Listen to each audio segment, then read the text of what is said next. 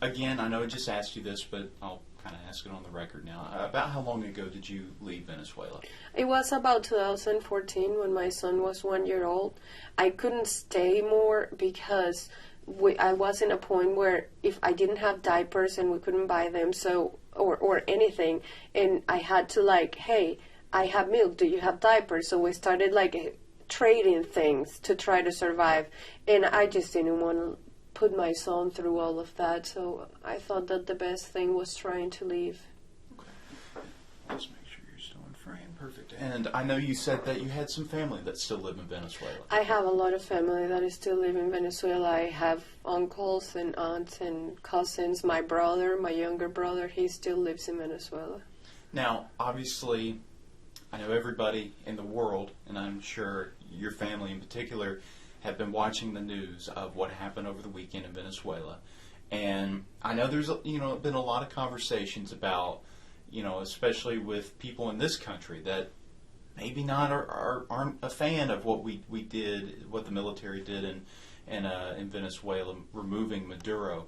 But from what I understand, there's a lot of Venezuelans that are ecstatic with the way that this Okay, so we need to set a record and make it clear in here. Of course.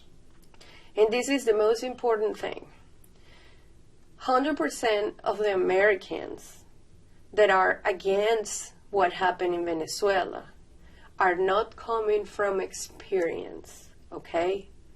Whatever situation you have ever lived in the United States will never ever compare to the famine, persecution, and destruction that we have endured to 26 years. You are upset that a military operation took place because of oil, supposedly. That's what is being said. But nobody said anything while people starving, eating out of the trash. Like, I had friends that took whatever somebody threw on the trash and tried to eat the leftovers. I had family that died because we tried to take medications from the country that we were at and send it to Venezuela, and it wasn't allowed in. Goodness, sorry, No, don't worry. flag came on down. Goodness, all right. Yeah, so we were talking about, how Americans have seen this. And we see it as salvation, honestly. That's the way we see it. We see it as the opportunity to hug our family again.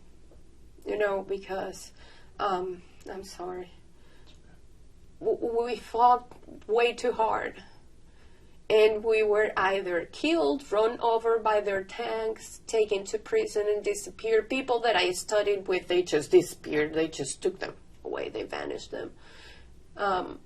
If you were put in notice, we know who you are. We know that you are protesting against us. We are going to come and take you. I worked for the government, for a bank in Venezuela, and they ran a list, and we had to, in any government, wherever the president was going to be, we needed to be there in slotted times because we needed to make it look like it was full.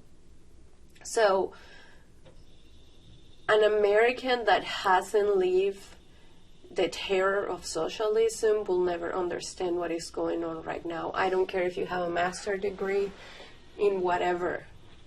Unless you live it in your own skin, you won't ever understand it. And I think it's terribly disrespectful for anybody to tell a Venezuelan how we should react to that. I think it's terribly disrespectful to the people that have died, saying that Maduro shouldn't be where he is. In 2011, and this is out in the news, like you can confirm what I'm about to tell you. In 2011, there was an overpass that is called Yaguno in Venezuela, in Caracas. And the people that were walking over that underpass, I was there with my mom. We were in the protest. We started to get shot at from the top, and the order was that anybody that was wearing the flag as a shirt or anything, we were to be shot. And one of the people that was shooting down at protesters, at Venezuelans, was Maduro. He was one of the people shooting down. And that is proven. And there are photos of him attacking people. So you cannot tell me that he shouldn't be there. Now, he's there. There are so many other things that he has done that he's not paying for. But America is making him accountable for the things that are threatening directly Americans.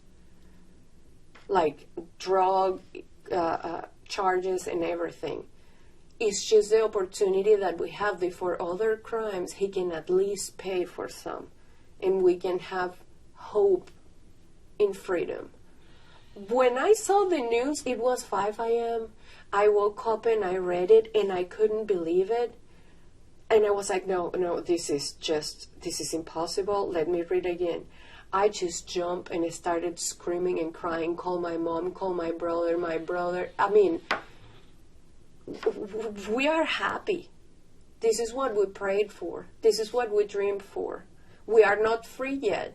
We need America to stay in Venezuela until all of the other bad guys are out. But without America, this wouldn't be fathomable. Like, it's just insane. Now, obviously, your family's still there. Yes. I know it's only been a couple days now since Maduro's been captured, but what is Venezuela like right now? So Venezuela is a good amount of happiness and fear. We do celebrate, and like you can hear the celebration, and people, we call it panelazo, like we make sounds with the pans and etc. But at the same time, they are still in power, even though Maduro is out. Delcy Rodriguez is as bad as he is. So people have been threatened, and people are actively being threatened. If you show support on what is happening, we are going to come and get you. So why don't you see Venezuelans in the street of Venezuela? Because we know that the military in Venezuela is still under control of Delcy Rodriguez, and if we go out to show support to what is happening, is going to happen the same that has been happening in all the protests that have happened. We are either going to be shot at, killed, disappeared, like something bad is going to happen. Like we get messages on WhatsApp. My brother, on the day that the bombs hit, that morning, where we live, where our home is, or used to be my home, is on a straight line less than a mile away from where one of them hit, the volcan antennas, las antenas del volcán. It was where it hit. He said that he heard it and he saw it and it felt like the world was ending. But the fear is so great of what the government is capable of that when we were talking on the family chat, because he needed to go somewhere else to charge his phone because they lost power and all of that, and when he was coming back, we were advising him, delete all the conversations with us, turn the Wi-Fi, like turn the WhatsApp off, your Instagram, don't share anything. If they stop you on the way back, make sure that you didn't have any of these conversations with you, because that's the first thing they do. They ask you for your phone and they check on your WhatsApp and they see what you have been talking about, and in that, then something may or may not happen with you. Now, for your family, are you worried for their safety? I am worried for their safety. Now, in a situation like this, is there any way to really guarantee their safety? If America had boot on the ground. And, yeah. Oh, sorry, go ahead. Because, so, this is the deal. I think that America is being smart about the way they are doing things. But to us, although it's great, we are like, just don't hold back. Just send it all. Because it's like, you just step on the head of the snake and you have it step down. If you move your foot away from the head of the snake, it's going to come out mad, biting all of us. So the danger is still present and fear is still there, but we have something that we haven't had in decades, and that is hope. Because our hope is that they are not going to come and remove him and then go away like, oh no, yeah, it's fine, we just take him because of what he did. No, our hope is like, if you go away, they will still traffic drugs. They will still do all the things they are doing. So we are hoping for change because of the presence of the United States. Now, we need to set the record straight. Venezuela had her golden years in the 70s and the 80s. Venezuela's oil industry was run by United States, by American companies, by Americans. Americans built schools, Americans built infrastructures and roads and everything. My grandfather worked alongside them. Like, this is not like, oh, America wants the oil of Venezuela. I mean, of course, Russia, Iran, like, all of them also want the oil, but the difference is what is being used for.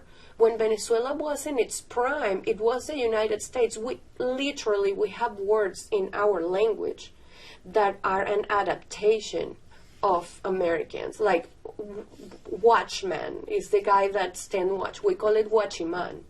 But it's because we were so close with the Americans in the 70s that were all the companies in the western part of Venezuela that were running the oil industry and its peak of the best that we became like one. And then what happened?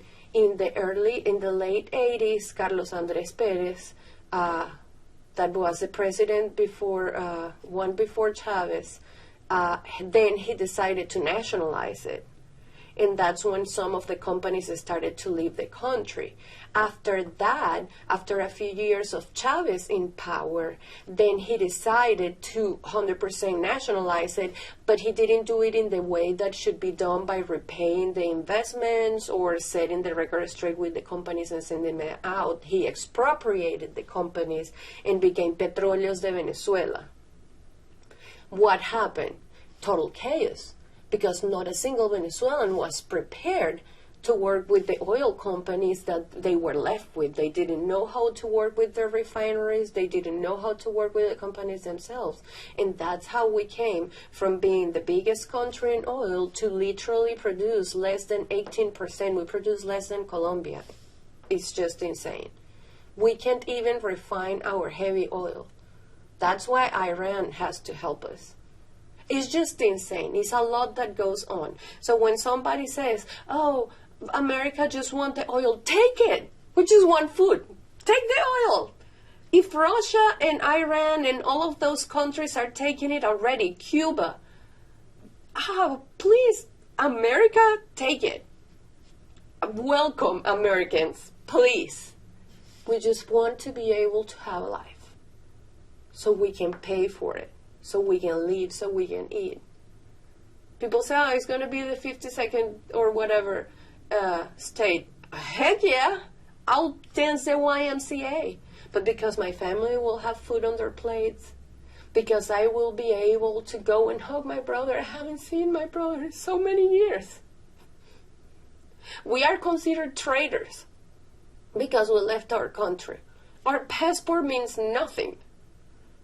If you go back to Venezuela, you just go to jail because you're a traitor. Like, look what the vice president has said, Diosdado. If we get with that passport in Venezuela and we come from places like this, or we have ever said anything against the government, we're just going to be thrown in jail. The real reality is different.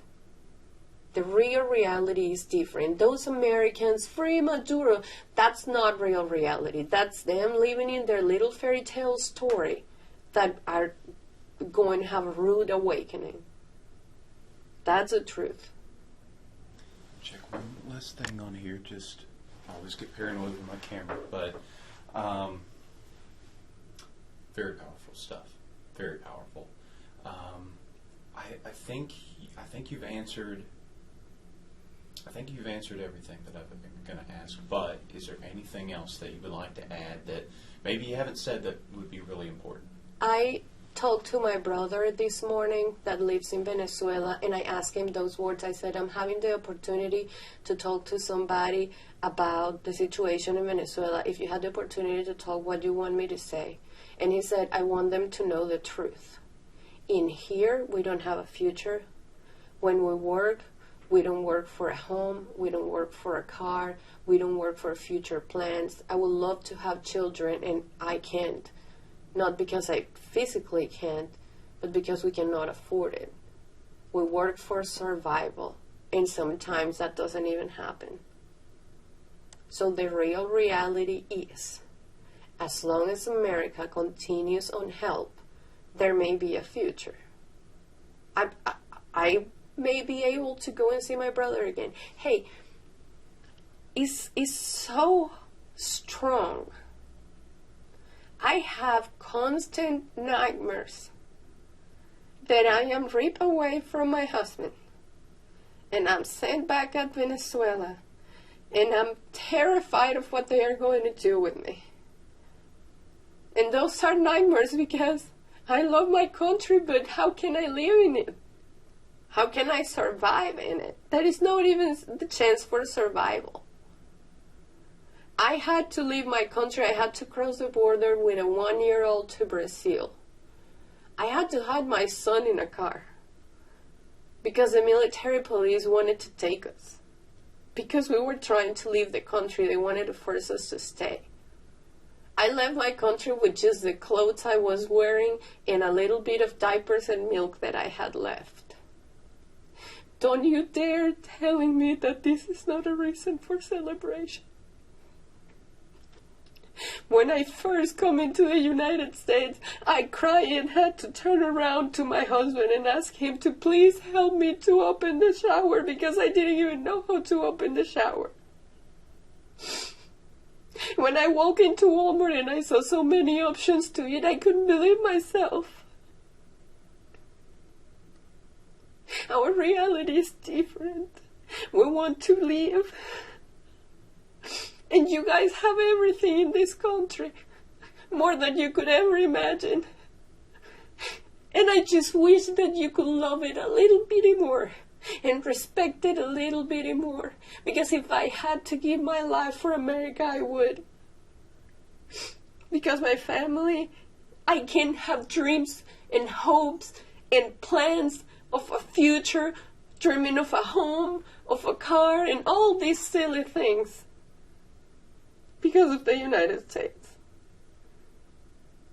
And whatever they do, they can destroy our body, they can destroy our history, they can destroy everything that they have done. They destroyed the Bolivar, they took 5 zeros from our, they can destroy anything, but what is in here? What is in here? The things that we lived through, that we survived through. They will never take it away from us. And there will be a day that as a family I'm going to go and hug them all again. We're going to say that we make it. And that's because real men in uniform went and took that man away. And that is the truth. I'm so sorry. No, it's okay. Here, let me,